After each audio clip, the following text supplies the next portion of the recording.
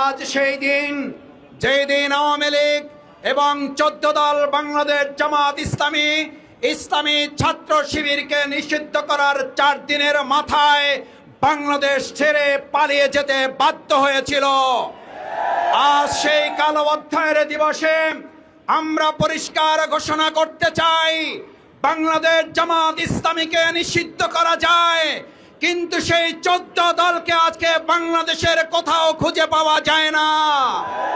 সংগ্রামী ভাই এবং বন্ধুগণ, আমরা পরিষ্কার বলতে চাই, জুলাই গণ অভ্যুত্থানে বহু মানুষ বহু দল নিজেদেরকে মাস্টার মাইন্ড ঘোষণা করেন, আর আওয়ামী লীগ সেদিন বাংলাদেশ জামাত ইসলামী ইসলামী ছাত্র শিবিরকে নিষিদ্ধ করার মধ্য দিয়ে আওয়ামী লীগ প্রতিষ্ঠিত করে দিয়ে গেছে জুলাই গণ অভ্যুত্থানের মূলত মাস্টার মাইন্ড বাংলাদেশ জামাত ইসলামী ইসলামী ছাত্র শিবির।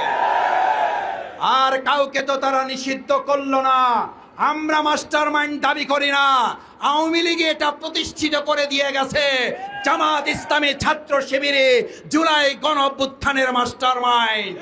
প্রশাসনের লোকেরা টকশোতে অংশগ্রহণ করতে বলতো, এসব কিছু করছে জামাত এবং শিবিরের লোকেরা।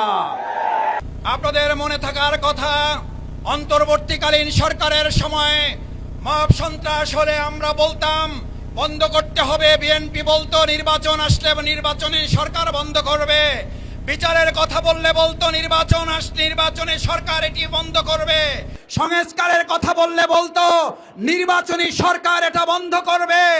আজকে সংস্কার নাই, বিচার নাই, হবিগঞ্জ সিলেটে মব হচ্ছে, জনগণ বলতে শুরু করেছে 2026-এর 12ই ফেব্রুয়ারি নির্বাচন হয়েছে, কিন্তু ইঞ্জিনিয়ারিং সরকার আসার কারণে কোনো কিছুরই পরিবর্তন হয় নাই।